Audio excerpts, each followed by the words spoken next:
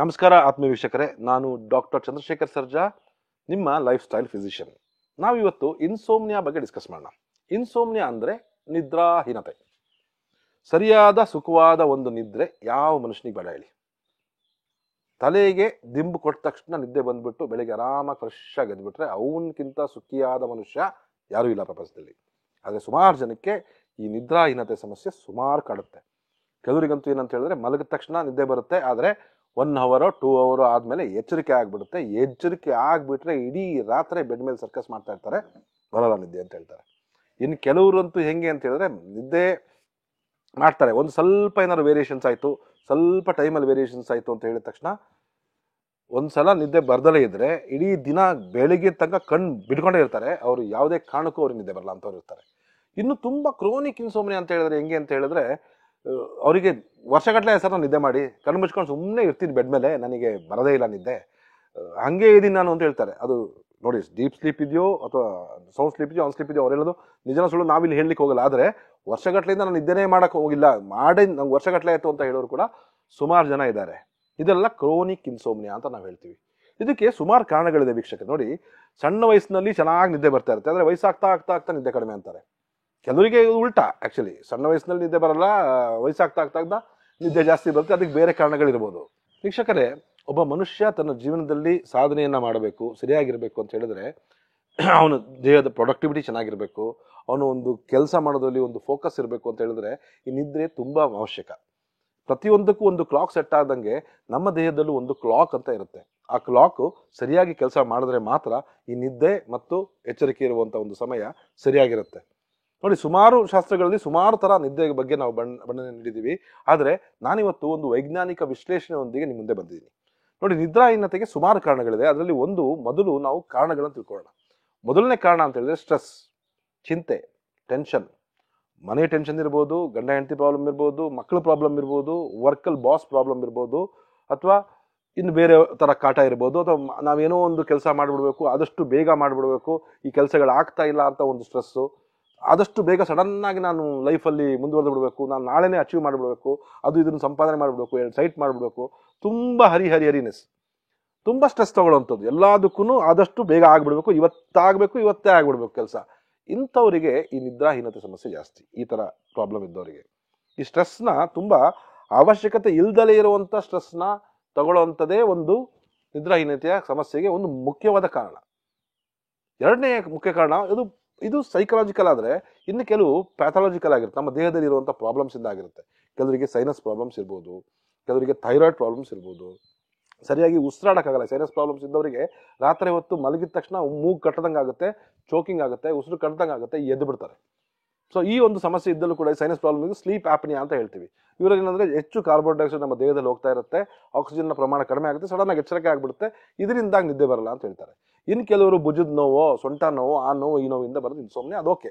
ನೋಡಿ, ಈ ಥರ ಪ್ರಾಬ್ಲಮ್ಸ್ ಇದ್ದವರಿಗೆ ಆ ಥರ ಪ್ರಾಬ್ಲಮ್ಸಿಗೆ ಟ್ರೀಟ್ಮೆಂಟ್ ಕೊಟ್ಟರೆ ಸರಿಯಾಗಿ ಹೋಗ್ಬಿಡುತ್ತೆ. ಈ ಸ್ಟ್ರೆಸ್ ಪ್ರಾಬ್ಲಮ್ಸ್ ಇದ್ದವರಿಗೆ ನಾವೇನು ಮಾಡೋಕ್ಕಾಗುತ್ತೆ? ಕೊಡೋಕ್ಕಾಗುತ್ತಾ? ಓಕೆ, ಸ್ಟ್ರೆಸ್ ಕಡಿಮೆ ಮಾಡ್ಕೊಂಬಿಡಿ, ನಾವೇನೋ ಹೇಳಿ ಕಳಿಸ್ಬಿಡ್ತೀವಿ, ಸ್ಟ್ರೆಸ್ ಕಡಿಮೆ ಮಾಡಿಬಿಟ್ರಿ ನೀವು ಸರಿಯಾಗಿಬಿಡುತ್ತೆ, ನಿದ್ದೆ ಬರುತ್ತೆ ಅಂತ ಹೇಳ್ಬಿಟ್ಟು. ಆದರೆ ಅದಷ್ಟು ಸುಲಭನಾ? ನಿಮ್ಮ ಸ್ಟ್ರೆಸ್ಸು ಕಡಿಮೆ ಆಗುತ್ತಾ? ಅದಕ್ಕೊಂದು ಹಂತವಾಗಿ ನಾವು ಅದನ್ನು ಒಂದು ಅರ್ಥ ಮಾಡ್ಕೋಬೇಕು, ನಮ್ಮ ಸ್ಲೀಪ್ ಪ್ಯಾಟರ್ನ್ ಹೇಗಿದೆ ಅಂತ ಹೇಳ್ಬಿಟ್ಟು. ಅದಾದಮೇಲೆ ಅದು ಚಿಕಿತ್ಸೆ ಕೊಡಬೇಕು.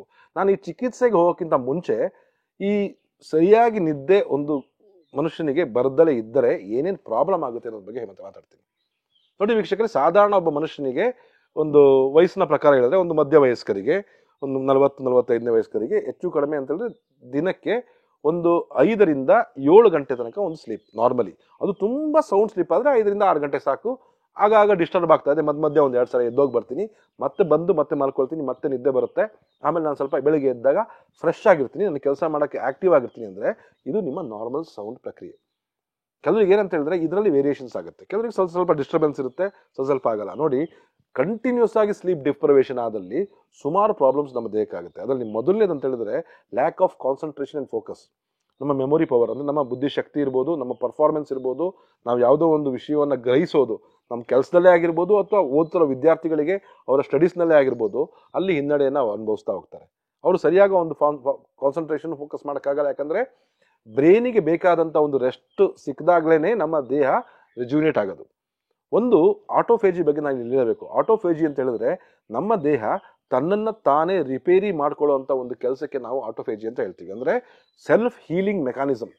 ಈ ನಿದ್ದೆ ಇರೋದೇ ನಮ್ಮ ದೇಹ ಒಂದು ದಿನದ ಒಂದು ಪೂರ್ತಿ ಆಕ್ಟಿವಿಟೀಸಿಂದ ಎಷ್ಟು ದಣಿವರೆದಿರುತ್ತೋ, ಎಷ್ಟು ನಮ್ಮ ದೇಹದಲ್ಲಿ ಟಾಕ್ಸಿನ್ಸ್ ಪ್ರೊಡ್ಯೂಸ್ ಆಗಿರುತ್ತೋ, ಎಷ್ಟು ಇದಾಗಿರುತ್ತೋ ಅದೆಲ್ಲ ಕಲ್ಮಶಗಳು ಕ್ಲೀನಾಗಿ ಹಳೆ ಸೆಲ್ಸ್ಗಳೆಲ್ಲ ನಾಶ ಆಗಿ ಹೊಸ ಸೆಲ್ಸ್ಗಳು ಹುಟ್ಟಲಿ ಅಂತ ಹೇಳೋದಕ್ಕೆ ಈ ಆಟೋಫೇಜಿ ಅಂತ ಹೇಳೋದು.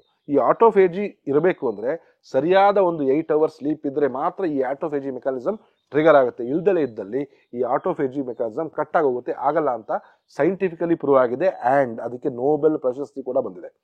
ಸೊ ಎರಡನೇದಾಗಿ ಮೇನ್ ಥಿಂಗ್ ಅಂತ ಹೇಳಿದ್ರೆ ನಮ್ಮ ದೇಹ ಏಜಿಂಗ್, ಆ್ಯಂಟಿ ಏಜಿಂಗ್ ಆಗಿ ಕೆಲಸ ಮಾಡಬೇಕು. ತುಂಬ ಜಾಸ್ತಿ ವಯಸ್ಕರ ಆಗಬಾರ್ದು. ನಾವು ನಮ್ಮ ಬಯೋಲಾಜಿಕಲ್ ಏಜ್ ಜಾಸ್ತಿ ಆಗಬಾರ್ದು, ಫಿಸಿಯಾಲಜಿಕಲ್ ಏಜ್ ಜಾಸ್ತಿ ಆಗಬಾರ್ದು ಅಂದರೆ ಸರಿಯಾದ ಒಂದು ನಿದ್ರೆ ಪ್ರತಿಯೊಬ್ಬರಿಗೂ ಅವಶ್ಯ. ಹಂಗಾಗಿ ನೋಡಿ, ಸರಿಯಾಗಿ ನಿದ್ರೆ ಮಾಡಿದವರು ತುಂಬ ವಯಸ್ಸಾದಂಗೆ ಕಾಣ್ತಾ ಇರ್ತಾರೆ. ತುಂಬ ಬೇಗ ಕೂಲ್ ಬೆಳ್ಳಗಾಗುವಂಥದ್ದು, ಬಾಡಿಲಿ ಎನರ್ಜಿ ಇಲ್ದಲ್ಲಿರುವಂಥದ್ದು, ಮಸಲ್ಸಲ್ಲಿ ವೀಕ್ನೆಸ್ ಆಗುವಂಥದ್ದು. ಅವ್ರು ಹೇಳ್ತಾ ಇರ್ತಾರೆ ಅಯ್ಯೋ ವಯಸ್ಸಾಗ್ಬಿಡ್ತು ಅಂತ. ಪ್ರತಿಯೊಂದಕ್ಕೂ ಅವರೇ ಹೇಳ್ತಾ ಇರ್ತಾರೆ ಅಯ್ಯೋ ನಮಗಿನ್ನೇನು ಬಿಡಿ ವಯಸ್ಸಾಯಿತು ಅಂತ ಹೇಳ್ಬಿಟ್ಟು. ಅವ್ರಿಗೆ ಅಷ್ಟು ವಯಸ್ಸಾಗಿರಲ್ಲ, ಅದು ಎಲ್ಲದರಲ್ಲೂ ಹೆಂಗೆ ವೀಕ್ ಆಗಿ ಹೋಗ್ಬಿಟ್ಟಿರ್ತಾರೆ ಅಂತೇಳಿ ನಿದ್ದೆ ಸರಿ ಇಲ್ದಲೆ ಅವ್ರಿಗೆ ಆಲ್ರೆಡಿ ಅವರು ಏಜ್ನ ಜಾಸ್ತಿ ಫೀಲ್ ಮಾಡ್ಕೊಳ್ತಾ ಇರ್ತಾರೆ. All this things. ಒಂದು ನಮ್ಮ ದೇಹದ ರೋಗ ನಿರೋಧಕ ಶಕ್ತಿ ಕೂಡ ಈ ಸ್ಲೀಪ್ ಮೇಲೆ ಡಿಪೆಂಡ್ ಆಗಿರುತ್ತೆ. ಸರಿಯಾಗಿ ನಮಗೆ ಬರುವಂಥ ಕಾಯಿಲೆಗಳನ್ನ ಅವಾಯ್ಡ್ ಮಾಡಲಿಕ್ಕೆ, ಇನ್ಫೆಕ್ಷನ್ಸ್ ಆಗಿರ್ಬೋದು, ಇನ್ನೊಂದಾಗಿರ್ಬೋದು, ನಮ್ಮ ರೋಗ ನಿರೋಧಕ ಶಕ್ತಿ ಚೆನ್ನಾಗಿರಬೇಕು ಅಂತ ಹೇಳಿದ್ರೆ ನಮ್ಮ ಬ್ಯಾಕ್ಟೀರಿಯಾಗಳಿಗಾಗಲಿ, ನಮ್ಮ ಜೀರ್ಣಾಂಗ ವ್ಯವಸ್ಥೆಗಳಿಗಾಗಲಿ ಅಥವಾ ನಮ್ಮ ಬ್ರೈನ್ಗಾಗಲಿ ಪ್ರಾಪರ್ ಆದ ಒಂದು ರೆಸ್ಟ್ ಸಿಕ್ಕಿದ್ರೆ ಮಾತ್ರ ಸಾಧ್ಯ. ಸೊ ಇಂಥವ್ರಲ್ಲಿ ಸಹ ಪದೇ ಪದೇ ಜ್ವರ ಬರೋದು, ಶೀತ ಬರೋದು, ಕೆಮ್ಮು ಬರೋದು, ನೆಗಡಿ ಬರೋದು, ಸೈನಸ್ಸು, ಈ ಥರ ಸಣ್ಣ ಸಣ್ಣ ಪುಟ್ಟ ಇನ್ಫೆಕ್ಷನ್ಸ್ಗಳಿಗೆ ತುತ್ತಾಗುವಂಥದ್ದೆಲ್ಲ ಈ ಸ್ಲೀಪ್ ಡಿಪ್ರೈವೇಷನ್ದ ಆಗುತ್ತೆ. ಈ ಹೈಪರ್ ಟೆನ್ಷನ್ ಇರ್ಬೋದು, ಡಯಾಬಿಟಿಸ್ ಇರ್ಬೋದು, ಇಂಥವು ಕೂಡ ಸ್ಲೀಪ್ ತುಂಬ ಸಮಯದ ತನಕ ಡಿಪ್ರೈವೇಷನ್ ಆಗಿದ್ರೆ, ಹಾರ್ಮೋನ್ ವೇರಿಯೇಷನ್ಸ್ ಆದಲ್ಲಿ, ಕಾರ್ಟಿಸಾಲ್ ಲೆವೆಲ್ಸ್ ಅಂತ ಒಂದು ಹಾರ್ಮೋನ್ ರೈಸ್ ಆದಲ್ಲಿ ಈ ಥರ BP ಆ್ಯಂಡ್ ಡಯಾಬಿಟಿಸ್ ಬರೋಂಥ ಚಾನ್ಸಸ್ ಇರುತ್ತೆ. ಮೈಲ್ಡ್ನಲ್ಲಿ ಥೈರಾಯ್ಡ್ ಪ್ರಾಬ್ಲಮ್ ಇರ್ಬೋದು, ಮುಟ್ಟಿನ ತೊಂದರೆಗಳಿರ್ಬೋದು, ಫೈಬ್ರಾಯ್ಡ್ ಪ್ರಾಬ್ಲಮ್ ಇರ್ಬೋದು, ಅಥವಾ ಫ್ಯಾಟಿ ಲಿವರ್ ಪ್ರಾಬ್ಲಮ್ ಇರ್ಬೋದು. ಇದಕ್ಕೂ ಕೂಡ ಮುನ್ಸೂಚನೆ ಒಂದು ಈ ಇನ್ಸೋಮ್ನಿಯಿಂದ ಬರುತ್ತೆ. ಹಾಗಾಗಿ ಸರಿಯಾದ ಒಂದು ನಿದ್ದೆಯಲ್ಲಿ ಈ ಥರ ಎಲ್ಲ ಪ್ರಾಬ್ಲಮ್ಸನ್ನ ನಾವು ಅವಾಯ್ಡ್ ಮಾಡ್ಕೋಬೋದು. ಸೊ ಹಾಗಾಗಿ ಫಸ್ಟ್ ಥಿಂಗ್ ಅಂತ ಹೇಳಿದ್ರೆ ಇದಕ್ಕೆ ಹೇಗೆ ಚಿಕಿತ್ಸೆ ಮಾಡೋದ್ರ ಬಗ್ಗೆ ನಾವು ನೋಡೋಣ. ಚಿಕಿತ್ಸೆ ನೀವೇ ಹೇಗೆ ಮಾಡ್ಕೋಬೇಕು ಅಂತ ನೋಡಿ. ಫಸ್ಟ್ ಥಿಂಗ್ ಅಂತ ಹೇಳಿದ್ರೆ ನಿದ್ರಾಹೀನತೆಗೆ ನೀವು ಫಸ್ಟು ಯೋಚನೆ ಮಾಡೋದನ್ನ ಬಿಡಬೇಕು. ಹೇಳಿದ ತಕ್ಷಣ ಸ್ವಲ್ಪ ಆಶ್ಚರ್ಯ ಆಗ್ತಿದೆ, ಆದರೆ ಯೋಚನೆ ಮಾಡೋದು ಹಿಂಗೆ ಬಿಡೋಕ್ಕೆ ಸಾಧ್ಯ? ಕೆಟ್ಟ ಯೋಚನೆ ಬಗ್ಗೆ ಎಲ್ಲ ನಾನು ಹೇಳ್ತಾ ಇರೋದು. ನಾನು ಹೇಳ್ತಾ ಇರೋದು ಇಲ್ಲಿ ನನಗೆ ನಿದ್ದೆ ಬರ್ತಾ ಇಲ್ಲ ಅನ್ನೋದ್ರ ಬಗ್ಗೆ ಯೋಚನೆ ಮಾಡೋದನ್ನ ಬಿಟ್ಬಿಡ್ಬೇಕು. ಬರುತ್ತೋ ಬರಲ್ವೋ, ನಾನು ಸುಮ್ಮನೆ ಹೋಗಿ ಮಲ್ಕೊಳ್ತೀನಿ, ನನ್ನ ತಲೆಗೆ ದಿಂಬನ್ನ ಕೊಡ್ತೀನಿ, ಕಣ್ಣು ಮುಚ್ಕೊಳ್ತೀನಿ. ನಿದ್ದೆ ಬರೋದು ಬಿಡೋದು ಅದು ದೇವ್ರಿಗೆ ಬಿಟ್ಟಿದ್ದು ಅಂದ್ಕೊಂಡು ದೇವ್ರ ಮೇಲೆ ಭಾರ ಹಾಕ್ಬಿಟ್ಟು ಮಲ್ಕೊಂಬಿಡಿ. ಸುಮ್ಮನೆ ರೆಸ್ಟ್ ಮಾಡಿ. You should fall in sleep. ಅಂದರೆ ನೀವು ನಿದ್ದೆಗೆ ಜಾರಿ ಬೀಳಬೇಕು, ನಿದ್ದೆಯಲ್ಲಿ ಹೇಳ್ಬಾರ್ದು ಅಯ್ಯೋ ನಿದ್ದೆ ಬರ್ತಿಲ್ಲ ಅಂತ ಕೊರಗ್ತಿರಲ್ಲ. ಅದು ನಿಮ್ಮ ಬ್ರೈನ್ನ ಇನ್ನೂ ಆಕ್ಟಿವೇಟ್ ಮಾಡುತ್ತೆ, ಹಾರ್ಮೋನ್ಸ್ನ ಆಕ್ಟಿವೇಟ್ ಮಾಡುತ್ತೆ, ಮತ್ತೆ ಇನ್ನೂ ನಿದ್ದೆ ಬರಲ್ಲ. ನೀವು ಯಾವಾಗ ಅದ್ರ ಬಗ್ಗೆ ಮರ್ತು ಬಿಡ್ತಿರೋ, ಉದಾಸೀನ ಮಾಡಿಬಿಡ್ತಿರೋ, ಬಂದರೆ ಬರಲಿ ಬಿಟ್ಟರೆ ಬಿಡಲಿ ಅಂತ ಹೇಳ್ಬಿಟ್ಟು, ಅವಾಗ ಆಟೋಮೆಟಿಕ್ ಆಗಿ ನಿದ್ದೆ ಬರೋಕ್ಕೆ ಸ್ಟಾರ್ಟ್ ಆಗುತ್ತೆ. ಇದು first basic rule of nature. ನೀವು ಎಷ್ಟು ಟ್ರೈ ಮಾಡ್ತಿರೋ ಅಷ್ಟೇ ಜಾಗೃತವಾಗಿರ್ತೀರ, ಎಷ್ಟು ಮರಿತಿರೋ ಅದನ್ನ, ಎಷ್ಟು ಉದಾಸೀನ ಮಾಡ್ತಿರೋ ಅಷ್ಟೇ ರಿಲ್ಯಾಕ್ಸಿಗೆ ಹೋಗ್ತೀರಾ. ಒಂದು ಸ್ಟ್ರೆಸ್ನ ಕಡಿಮೆ ಮಾಡ್ಕೊಳ್ಳಿ, ಯೋಚನೆಗಳನ್ನ ಬಿಟ್ಬಿಡಿ ಅಂತ ನಾನು ಹೇಳೋದು ತುಂಬ ಸುಲಭ. ಆದರೆ ನೀವು ಅದನ್ನ ಸುಲಭಕ್ಕೆ ಬಿಡೋಕ್ಕಾಗಲ್ಲ. ಅದಕ್ಕೇನಾದರೂ ನಿಮ್ಮ ಮನಸ್ಸನ್ನು ಡೈವರ್ಟ್ ಮಾಡುವಂಥ ಕೆಲಸಗಳನ್ನ ಮಾಡಿ, ಒಂದು ಗಾರ್ಡನಿಂಗೋ, ಒಂದು ಯೋಗಾನೋ, ಒಂದು ಮೆಡಿಟೇಷನ್ನೋ, ಒಂದು ಪ್ರಾಣಾಯಾಮನೋ, ಧ್ಯಾನನೋ, ಈ ಥರದ್ದು ಏನೋ ಒಂದು ಟೆಕ್ನಿಕ್ಗಳನ್ನ ಮಾಡ್ಕೊಳ್ಳಿ. ಭಜನೆ ಆದರೂ ಪರವಾಗಿಲ್ಲ, ಭಜನಾ ಮಂಡಳಿ ಸೇರಿಕೊಂಡು ಏನಾದ್ರು ಒಂದು ಮಾಡಿಕೊಂಡು ನೀವು ನಿಮ್ಮ ಸ್ಟ್ರೆಸ್ನ ಕಡಿಮೆ ಮಾಡ್ಕೊಳ್ಳಿ. ನಿಮ್ಮ ದೈನಂದಿನ ಚಟುವಟಿಕೆಯಿಂದ ಸ್ವಲ್ಪ ಡಿಫ್ರೆಂಟಾಗಿ ಏನಾದ್ರು ಮಾಡಿ. ಯಾವಾಗಲೂ ಒಂದೇ ಮಾಡ್ತಾ ಇರಬೇಡಿ. ಸ್ವಲ್ಪ ಡಿಫ್ರೆಂಟಾಗಿ ಮಾಡ್ತಾ ಇದ್ದಲ್ಲಿ ಚೇಂಜಸ್ ಆಗುತ್ತೆ, ಮೈಂಡ್ ಬೇರೆ ಥರ ಅಕ್ವೇರ್ ಆಗುತ್ತೆ, ಬೇರೆ ಥರ ಇದಾಗುತ್ತೆ. ಸೊ ಆವಾಗ ಈ ಸ್ಟ್ರೆಸ್ ಕಡಿಮೆ ಆಗುತ್ತೆ. ಈ ಸ್ಟ್ರೆಸ್ ಇಸ್ ಒನ್ ಪಾರ್ಟ್. ಇದು ಸೆಕೆಂಡ್ ಪಾರ್ಟ್ ಅಂತ ಹೇಳಿದ್ರೆ ನಿಮ್ಗೆ ಫಿಸಿಕಲ್ ಪ್ರಾಬ್ಲಮ್ಸಿಂದ ಆಗುವಂಥದ್ದು ನಾನು ಹೇಳಿದ್ನಲ್ಲ, ಈಗ ಸೈನಸ್ ಇರ್ಬೋದು ಅಥವಾ ಇದಿರ್ಬೋದು, ಅಂಥವ್ರು ಏನು ಮಾಡಿ ಅಂತ ಹೇಳಿದ್ರೆ ರಾತ್ರಿ ಹೊತ್ತು ಸಾಧ್ಯವಾದರೆ ನೀವು ಯಾವ್ದಾದ್ರು ಒಂದು ನೇಸಲ್ ಡ್ರಾಪ್ಸ್ ಏನಿರುತ್ತೆ ಆ ಥರದ್ದು ತಗೊಳ್ಳಿ. ಈ ಅಣು ತೈಲ ಅಂತ ಬರುತ್ತೆ, ಈ ಕ್ಷೀರಬಲ ಅಂತ ಬರುತ್ತೆ, ಇಂಥದ್ದೆಲ್ಲ ಒಳ್ಳೆ ತೈಲಗಳು ಆ್ಯಕ್ಚುಲಿ ನಿದ್ರೆಗೆ. ಅಂದರೆ ಯಾವುದೇ ನೋಡಿ, ನಿದ್ದೆ ಬರ್ತಾ ಇಲ್ಲ ಅಂತ ಹೇಳ್ಬಿಟ್ಟು ನಿದ್ದೆ ಕೆಡ್ತಿರಲ್ಲ, ಅದಕ್ಕಿಂತ ಡೇಂಜರಸ್ಸು ನಿದ್ದೆ ಮಾತ್ರೆ ತಗೊಳ್ಳೋದು. ಕೆಲವರು ಏನು ಮಾಡ್ತಾರೆ ಅಂತ ಹೇಳಿದ್ರೆ ಅಯ್ಯೋ ನಿದ್ದೆ ಮಾತ್ರೆ ತಗೊಳ್ದ್ರೆ ನಿದ್ದೆ ಬರಲ್ಲ ಅಂತ ನಿದ್ದೆ ಮಾತ್ರೆಗಳು ದಾಸರಾಗಿ ಹೋಗ್ಬಿಟ್ಟಿರ್ತೀರ. ಅದು ಆಯುರ್ವೇದಿಕ್ ಇರಲಿ, ಹೋಮಿಯೋಪತಿ ಇರಲಿ, ನ್ಯಾಚುರೋಪತಿ ಇರಲಿ, ಇನ್ನು ಅಲೋಪತಿ ಮೆಡಿಸಿನ್ಸ್ ಇರಲಿ, ಯಾವುದೇ ಇರಲಿ, ಮಾತ್ರೆಗಳನ್ನ ತಗೊಂಡು ನಿದ್ರೆ ಬಳಸ್ಕೊಳ್ಳೋದಿದೆಯಲ್ಲ ಅದು ಅಡಿಕ್ಟ್ ಆಗ್ತೀರಾ. ಅದು ಮುಂದೆ ನಿಮಗೆ ಬೇರೆ ಥರ ಪ್ರಾಬ್ಲಮ್ ತೊಗೊಂಡೋಗುತ್ತೆ. ಅದಕ್ಕಿಂತ ನ್ಯಾಚುರಲ್ ಆಗಿರುವಂಥ ಟೆಕ್ನಿಕ್ ನಾನು ಹೇಳ್ಕೊಡ್ತೀನಿ, ನಾನು ಮಾಡಿಬೇಕಾದ್ರೆ ಯಾವುದೇ ಮೆಡಿಸಿನ್ಸ್ ಇಲ್ದಲೇ. ಫಸ್ಟ್ ಅಂದರೆ ಸೈನಸ್ನ ಕ್ಲಿಯರ್ ಮಾಡ್ಕೊಳ್ಳಿ. ಸ್ವಲ್ಪ ಪ್ರಾಣಾಯಾಮ, ಗಿನಿಯಾಮ, ಸ್ವಲ್ಪ ಎದ್ದು ವಾಕಿಂಗ್ ಹೋಗಿ ಬರೋದು, ಆ ಥರ ಒಂದು ಆಕ್ಟಿವಿಟೀಸ್ ಇದ್ದಲ್ಲಿ ನಿಮ್ಮ ನೋಸ್ ಬ್ಲಾಕೇಜಸ್ಸಿಂದ ಆಗ್ತಾ ಇದ್ದಾರೆ, ಈಗ ಸ್ಲೀಪ್ ಅಪ್ನೇ ಆಗ್ತಾ ಇದ್ದರೆ ಅದು ಕಡಿಮೆ ಆಗ್ತಾ ಇದೆ. ಒಂದು ಮನೆ ಮದ್ದು ನಾನು ಇಲ್ಲಿ ಹೇಳಕ್ಕೆ ಇಷ್ಟಪಡ್ತೀನಿ ನನ್ನ ವೀಕ್ಷಕರೇ. ಈಗ ಮಹಿಷ ಕ್ಷೀರ ಅಥವಾ ಎಮ್ಮೆ ಹಾಲು ಅಂತ ನಾವೇನು ಹೇಳ್ತೀವಿ, ಅದಕ್ಕೆ ನಿತ್ರಾಜನಕ ಅಂತ ಕರೀತಾರೆ ಮಹಿಷ ಕ್ಷೀರವನ್ನು. ಸಾಧಾರಣವಾಗಿ ನಿಮ್ಗೆ ನೋಡಿ ಹಳ್ಳಿ ಕಡೆ ಎಲ್ಲಾದ್ರೆ ಸಿಗುತ್ತೆ ಎಮ್ಮೆ ಹಾಲು. ಅದೇ ಸಿಟಿ ಕಡೆ ಎಲ್ಲಾದ್ರೆ ಸ್ವಲ್ಪ ಕಷ್ಟ, ಸಿಗದಲ್ಲಿದ್ರೆ ಅಟ್ಲೀಸ್ಟ್ ಪ್ಯಾಕೆಟ್ ಹಾಲನ್ನೇ ತಗೊಬನ್ನಿ. ಆರೆಂಜ್ ಕಲರ್ ಪ್ಯಾಕೆಟ್ ಹಾಲು ತಗೊಂಡು ಬಂದ್ಬಿಟ್ಟು ಅದಕ್ಕೆ ನೀವು ಚೆನ್ನಾಗಿ ಕುದಿಸಿ, ಒಂದು 100 ml ತೊಗೊಳ್ಳಿ, 100-150 ml ತೊಗೊಂಡು ಚೆನ್ನಾಗಿ ಕುದಿಸಿ, ಅದಕ್ಕೆ ಸ್ವಲ್ಪ ಗಸಗಸೆಯನ್ನು ಹಾಕಿ, ಗಸಗಸೆ ಗೊತ್ತಲ್ಲ, ಪಾಪಿ ಸೀಡ್ಸ್ ಅಂತೀರಲ್ಲ, ಅದನ್ನು ಹಾಕಿ ಚೆನ್ನಾಗಿ ಕುದಿಸಿ, ಒಂದು ಸಣ್ಣ ತುಂಡು ಬೆಲ್ಲವನ್ನು ಹಾಕಿ ಕುದಿಸಿ, ಚೆನ್ನಾಗಿ ಸಣ್ಣ ಉರಿಯಲ್ಲಿ ಚೆನ್ನಾಗಿ ಕುದಿಸಿ ಅದನ್ನು ಸೋಸ್ಕೊಳ್ಳಿ. ಅದನ್ನು ಊಟದ ನಂತರ ಇಮಿಡಿಯೇಟಾಗಿ ಒಂದು 10-15 ನಿಮಿಷದಲ್ಲಿ ಅದನ್ನು ಕುಡೀರಿ. ಅದ ನಂತರ ಒಂದು ರೌಂಡ್ ವಾಕಿಂಗ್ ಹೋಗಿ. ಒಂದು ವಾಕಿಂಗ್ ಹೋಗೋದ್ರಿಂದ ಅದಾದ ನಂತರ ಬಂದು ನೀವು ಏನು ಇದು ಮಾಡ್ದಲೇ ಮಲ್ಕೊಳ್ಳಿ. ಮತ್ತು ಸಾಧ್ಯವಾದರೆ ರಾತ್ರಿ ಒಂದು 8 ಗಂಟೆ ಮೇಲೆ ಮೊಬೈಲ್ ನೋಡೋದು, ಟಿ ವಿ ನೋಡೋದು ಅಭ್ಯಾಸನ ಬಿಟ್ಬಿಡಿ. ತುಂಬ ನನಗೆ ಅಡಿಕ್ಟ್ ಆಗಿಬಿಟ್ಟು ಅದೊಂದು ಪ್ರೋಗ್ರಾಮಿಗೆ ನಾನು ಅವ್ರ ಮುಖ ನೋಡಿದ್ರೆ ನಿದ್ದೆನೇ ಬರಲ್ಲ ಅಂತ ಸುಮಾರು ಜನ ಇದ್ದಾರೆ.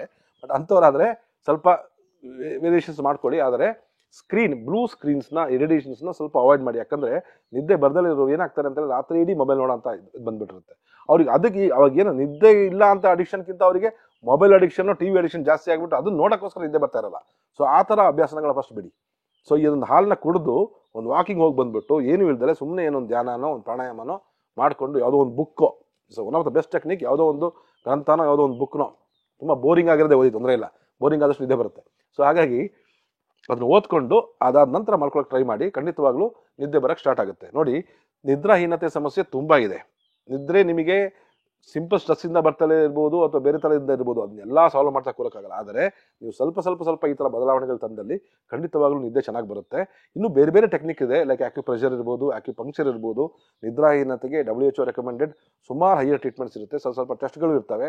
ಅದನ್ನು ಮಾಡಿಸ್ಕೊಂಡು ಸ್ವಲ್ಪ ವೈದ್ಯರ ಸಲಹೆಯನ್ನು ಪಡ್ಕೊಂಡು ನೀವು ಆ ಟ್ರೀಟ್ಮೆಂಟ್ಸ್ನ ತಗೊಳ್ಳೋದ್ರಲ್ಲೂ ಕೂಡ ನಿದ್ರಾಹೀನತೆ ಸಮಸ್ಯೆಯಿಂದ ಸಂಪೂರ್ಣ ಹೊರಗಡೆ ಬರ್ಬೋದು. ಹಾಗಾಗಿ ಇದನ್ನು ಎಲ್ಲದನ್ನು ಫಾಲೋ ಮಾಡಿ. ಇದೇ ಥರ ಮತ್ತೊಂದು ವಿಡಿಯೋ ಒಂದಿಗೆ ನಿಮ್ಮನ್ನು ಭೇಟಿ ಆಗ್ತೇನೆ. ಅಲ್ಲಿವರೆಗೂ ನಮಸ್ಕಾರ.